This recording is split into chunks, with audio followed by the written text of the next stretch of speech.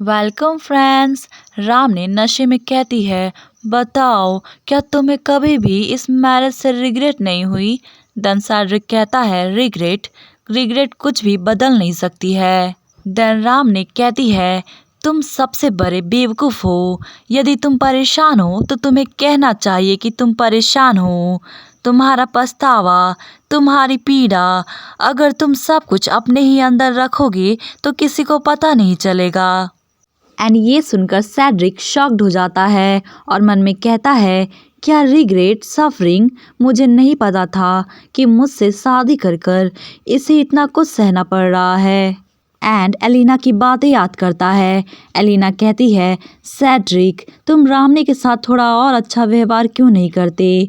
रामने किसी और कंट्री से है।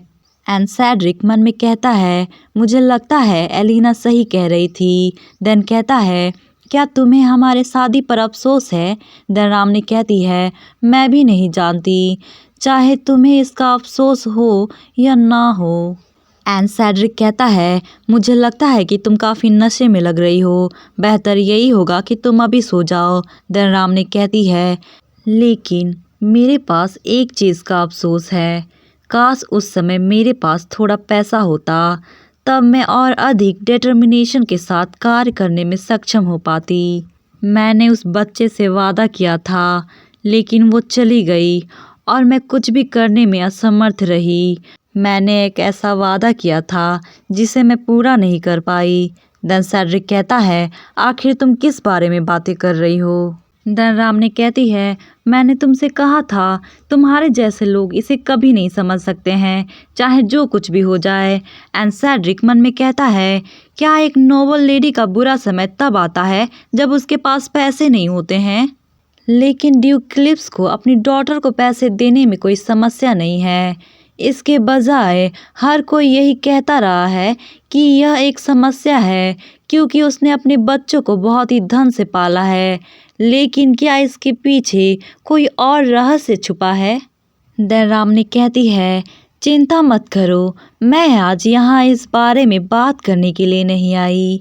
कम ऑन डियर, तुम अपना चेहरा मेरे करीब लाओ। क्या कभी किसी ने तुम्हें किस किया है। एंड सैड्रिक शर्मा के अपनी आंखें बंद कर लेता है और जब आंखें खोलता है तो देखता है राम ने सो चुकी थी एंड काफ़ी ज़्यादा डिसअपॉइंट हो जाता है। देन नेक्स्ट मॉर्निंग का सीन दिखाया जाता है। राम ने होश में आ चुकी थी और सोच रही थी आखिर पिछली रात क्या हुआ, और उठते हुए कहती है, हाँ हम एक ही रूम में सोए थे। देन सैड्रिक कहता है, राम ने तुम उठ गई, ये पानी का ग्लास लो। एंड राम ने थैंक यू करती है और पीते हुए मन में कहती है, इसे कैसे पता मुझे प्यास लगी है। ऑफ कोर्स पता होगा, क्योंकि ये बेसिक हैंगओवर का सिम्टम है। देन सैड्रिक कहता है, तुम मुझसे एक प्रॉमिस करो। देन राम ने कहती है, प्रॉमिस। देन सैड्रिक कहता है, अब से तुम वाइन को हाथ तभी लगाओगी जब मैं तुम्हारे साथ रहूं। एंड राम ने कहती है, क्या, पर क्यों, क्या मैंने कल की रात कुछ गड़बड़ी कर दी। देन नेक्स्ट सीन में डाइनिंग रूम का सीन दिखाया जाता है। ड्यूक रोजर कहते हैं, ड्यूक हरीबो ने हम सभी को पार्टी में इनवाइट किया है। एंड रामनी मन में कहती है, हरीबो, ये नाम तो परफ्यूम शॉप मालिक का है ना। देन तभी एलिना कहती है, ये लेडी लूशिया या कहें तो प्रिंसेस हरीबो का जन्मदिन है। वाओ, इस साल पार्टी काफ़ी बड़ी होने वाली है। दुर्भाग्यवश लूसिया अभी भी बीमार है। देन डचेस कहती है, हाँ ये दुर्भाग्य है। मैंने सुना है कि वो अपनी मदर लेट डचेस की तरह ही बीमारी से पीड़ित है, इसलिए ड्यूक ने पूरे फैमिली बिजनेस की जिम्मेदारी अपने सन बेनिन पर छोड़ दी। फिर उन्होंने अपनी डॉटर की देखभाल पर ध्यान केंद्रित किया। देन किलियन कहता है, ऐसा लगता है कि बेनिन जो विदेश यात्रा पर गया था कुछ समय पहले ही किंगडम वापस लौटा है। देन राम ने मन में कहती है, थियो ने भी मुझसे यही कहा कि ड्यूक विदेश यात्रा पर गए थे। शायद वो विदेश में इसलिए गया क्योंकि उसे अपनी सिस्टर की दवाई ढूंढनी थी। देन एलिना कहती है, मैंने बर्थडे का गिफ्ट तैयार कर लिया है, लेकिन अफसोस इस बात का है उस दिन लेडी करेन को पैलेस में आना है। देन सैड्रिक कहता है, तो क्या हुआ, किलियन उस बर्थडे में अकेले भी तो जा सकता है। देन किलियन कहता है मैंने ये नहीं सोचा था कि ये इस तरीके से बदल जाएगा। मैं जानता हूँ कि तुम ड्यूक बेनिन हरीबो को पसंद नहीं करते, लेकिन शिष्टाचार नाम का कोई चीज़ भी है जिसे हमें पालन करना चाहिए। तो तुम रामने के साथ जाओगे। एंड रामने सेड्रिक के एंग्री एक्सप्रेशन को देखती है और मन में कहती है इसके एक्सप्रेशन बता रहे हैं कि इसे यह आइडिया पसंद नहीं आया। देन कहती है मैं इसके साथ जाऊंगी, ये रोजर फैमिली के लिए है। अब मैं इस फैमिली का हिस्सा हूँ और मैं सेड्रिक की मदद करना चाहती हूँ। एंड मन में कहती है ऑफ कोर्स ड्यूक हरीबो से मिलने का इतना बढ़िया अपॉर्चुनिटी कैसे मिस कर सकती हूँ। एंड सेड्रिक की तरफ देखते हुए मन में कहती है मुझे माफ़ कर दो सेड्रिक। देन एलिना कहती है बहुत बढ़िया, तो क्या तुम मेरी ओर से ये गिफ्ट दे सकती हो? राम ने तुम ऐसा कह सकती हो कि ये तुम्हारी ओर से है। देन राम ने मन में कहती है ठीक है, लेकिन मुझे बस ये बता दो कि तुम क्या भेजने वाली हो। वैसे अच्छा है, मैंने सोचा कि मुझे अपना गिफ्ट खरीदने के लिए शहर वापस जाना चाहिए। एंड डाइनिंग रूम से बाहर आते हुए मन में कह रही थी जैन मेरी वजह से फिर से हार्डवर्क करेगी और मैंने भी कल काफ़ी मेहनत की थी। देन सेड्रिक कहता है राम ने तुम ड्यूक हरीबो से पार्टी में दूर रहना। देन राम ने कहती है क्यों? देन सेड्रिक कहता है जब तुम उसे देखोगी तो तुम्हें पता चल जाएगा। वो एक ऐसा आदमी है जो लोगों के साथ उनके मूल्य के अनुसार व्यवहार करता है। देन राम ने हंसते हुए कहती है क्या तुम्हें मेरी चिंता हो रही है? देन सेड्रिक कहता है क्या कहा तुमने? देन फाइनली कहता है हाँ, मुझे तुम्हारी चिंता हो रही है। ये पहली बार है जब हम एक साथ किसी फॉर्मल पार्टी में जाएंगे, तो बस मेरे करीब रहना। देन राम ने मन में कहती है अच्छा तो ये बात है, इसे चिंता इसलिए हो रही है कि मैं वहाँ जाकर कोई बड़ी मुसीबत ना खड़ी कर दूँ। देन कहती है बिल्कुल, और चिंता मत करो, मैं तुम्हारी पत्नी का किरदार बहुत अच्छी तरह से निभाने की कोशिश करूँगी। एंड ये सुनकर सेड्रिक कुछ भी नहीं कहता। देन नेक्स्ट सीन में दिखाया जाता है एलिना कहती है क्या तुमने वो गिफ्ट रैमने को डिलीवर किया? देन मैड कहती है हाँ, और उसने आपको थैंक्स भेजा है। ये एलिना की पर्सनल मेड है। देन एलिना कहती है मुझे उम्मीद है कि प्रिंसेस हरीबो को वो पसंद आएगा जो गिफ्ट रैमने ने उसके लिए तैयार किया है। देन नेक्स्ट सीन में रोजर मैंशन का नाइट का सीन दिखाया जाता है। रोबर्टो मन में कहता है मुझे यकीन है मास्टर बहुत ही बुरे मूड में है।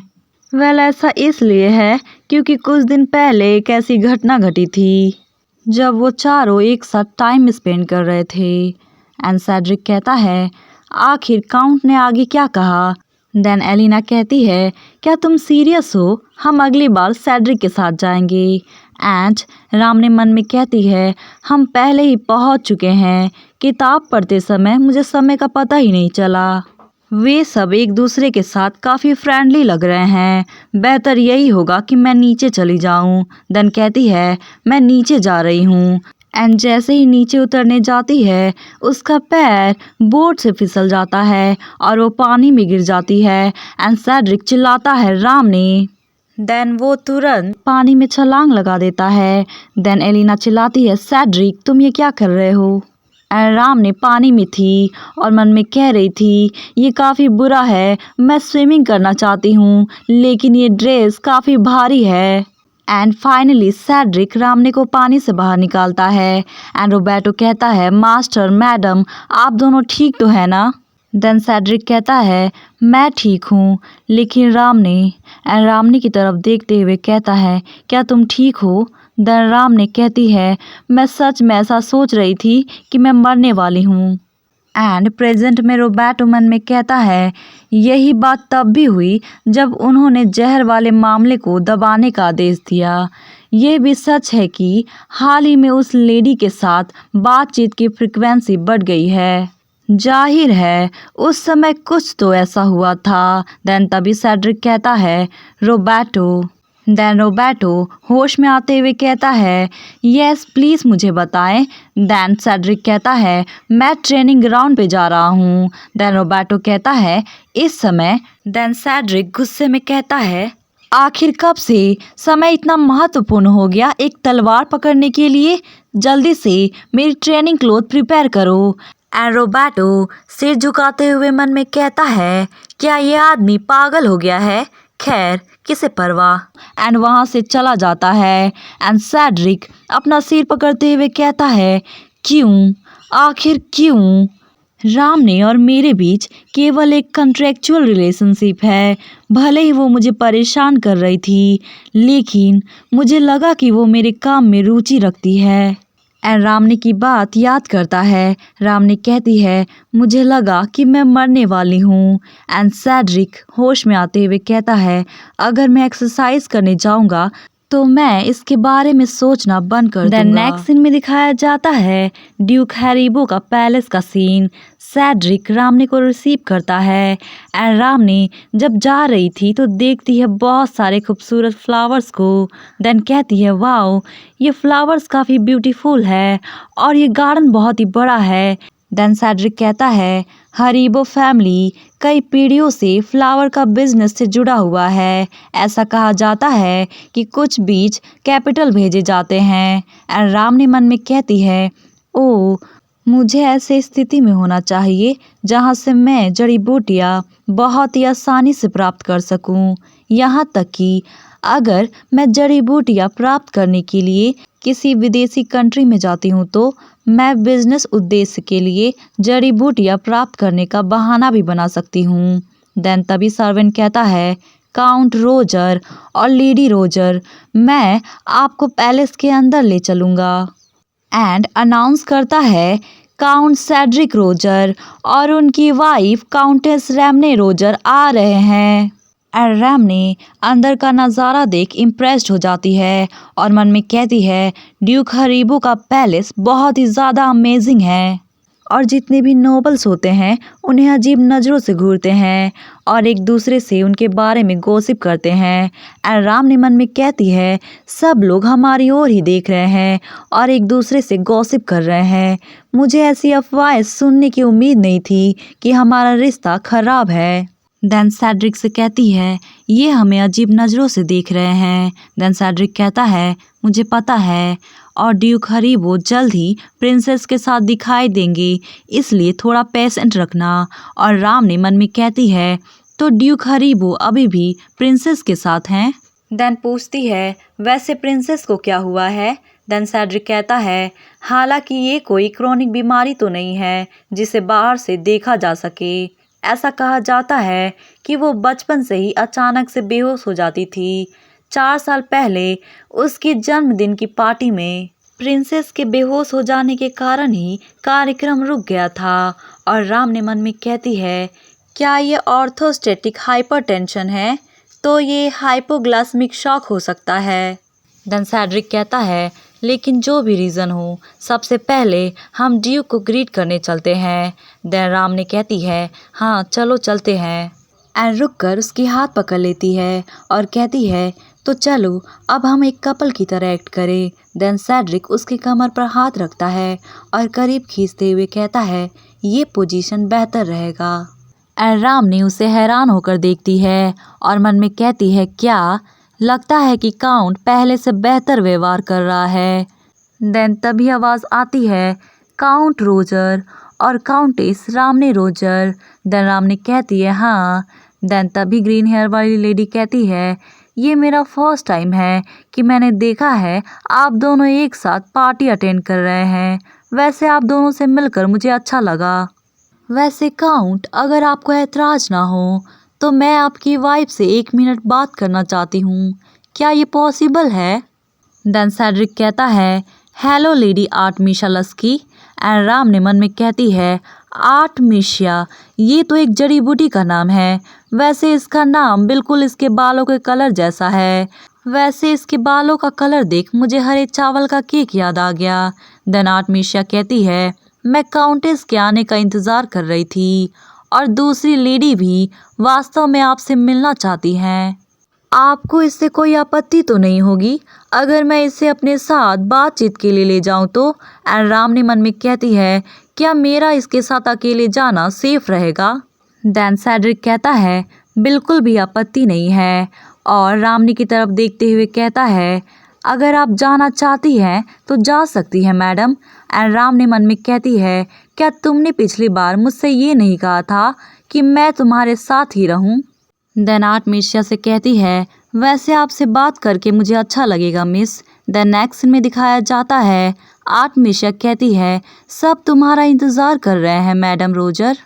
देन तभी ब्लैक हेयर वाली लेडी कहती है, ओ मैडम रोजर, बहुत दिनों बाद मिले हैं।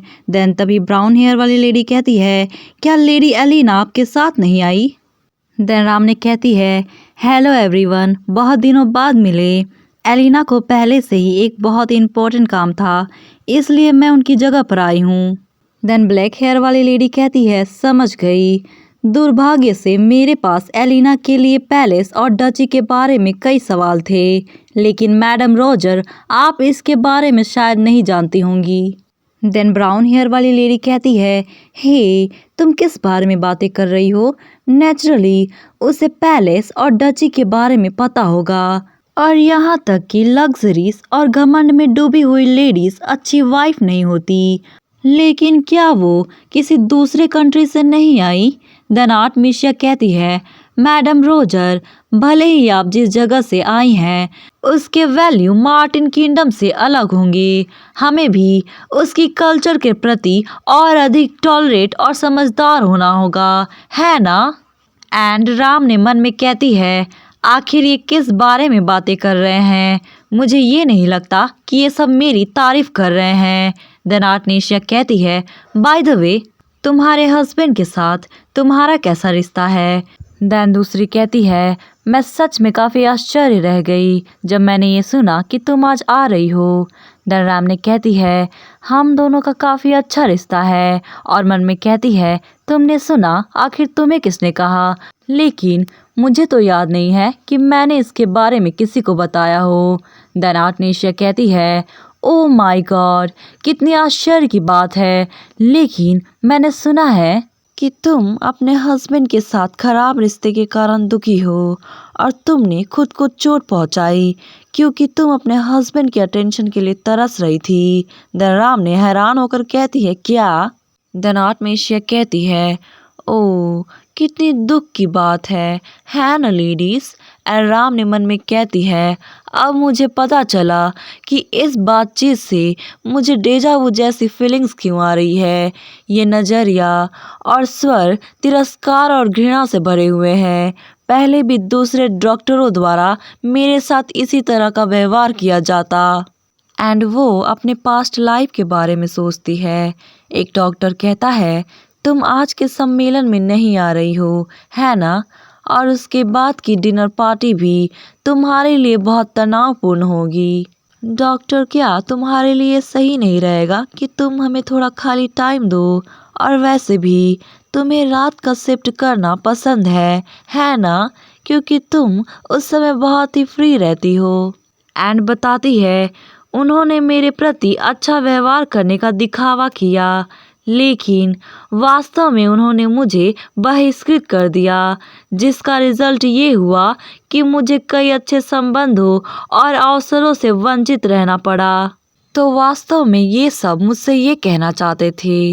ब्लैक हेयर वाली लेडीज़ का मतलब था कि मैं अपने फैमिली की स्थिति तक नहीं जानती, और अगर वो मुझसे पूछे भी तो मैं उसका जवाब नहीं दे पाऊंगी। एंड ब्राउन हेयर वाली लेडी का मतलब है कि मैं एक अच्छी वाइफ नहीं हूँ, क्योंकि मैं लग्जरीज और घमंड का आनंद लेती हूँ। और ग्रीन हेयर वाली लेडी मुझे इनडायरेक्टली कहना चाहती थी कि मैं अभी भी लूथर किंगडम से हूँ, उनके किंगडम से नहीं। मुझे शांत होने की ज़रूरत है। मैं अब वो हेल्पलेस डॉक्टर नहीं हूँ जो उस समय थी। मैंने खुद से प्रॉमिस किया था कि मैं वही लाइफ जीऊँगी जो मैं चाहती हूँ। देन कहती है, ऐसा इसलिए है क्योंकि मैं एक अच्छा लाइफ जीती हूँ, इसलिए मेरा शरीर कभी कभार थक जाता है। इसका ये मतलब नहीं कि मैंने खुद को चोट पहुंचाई। और ये सुनकर लेडीज हैरान हो जाती हैं। देन ब्राउन हेयर वाली लेडी कहती है, लेकिन ये जो मैंने सुना है उससे तो बिल्कुल अलग है। जहाँ तक मुझे पता है लॉर्ड रोजर नहीं चाहते कि तुम इस तरह की जगह पर आओ। ऐसा इसलिए है क्योंकि तुम पास्ट में ऐसी सोशल एक्टिविटीज़ में काफ़ी एक्टिव थी। एंड रामनी मन में कहती है, ओह, सो तुम्हारा मतलब है कि मैं हमेशा दूसरे पुरुषों के साथ फ्लर्ट करती, इसलिए मेरा हस्बैंड नहीं चाहता कि मैं इन जगह पर जाऊं, है ना? देन राम ने कहती है, किसी को भी नहीं पता कि उसकी जेलसी कितनी स्ट्रांग है। यहाँ तक कि अगर दूसरे जेंटलमैन मेरी ओर देखे तब भी उसे कितना गुस्सा आता है। इतना ही नहीं, वो हमेशा मुझे अपनी बाहों में जकड़ा रहता है और बिस्तर से उठने ही नहीं देता। वो मुझसे पागलों की तरह प्यार करता है। एंड वो तीनों लेडीज रामने को हैरान होकर देखती है। द रामने कहती है, आज जो कुछ भी मैंने तुम्हें कहा उसके बारे में तुम किसी को मत बताना, क्योंकि मेरा हस्बैंड मुझे लेकर काफ़ी प्रोटेक्टिव है। अगर उसे पता चला कि कुछ लेडी सोचती है कि मैं लूथर किंगडम से यहाँ भेजी गई एक वाइफ हूँ, तो संभवतः उसके गुस्से का कोई ठिकाना नहीं रहेगा। और वो तीनों लेडीज काफी शॉक्ड हो गई थी। वेल, इनडायरेक्टली राम ने उन्हें धमकी दे रही थी कि इसके बारे में वो सेड्रिक को बताएगी। एंड आर्टेनेशिया घबराते हुए कहती है, क्या हमारा मतलब ये नहीं था?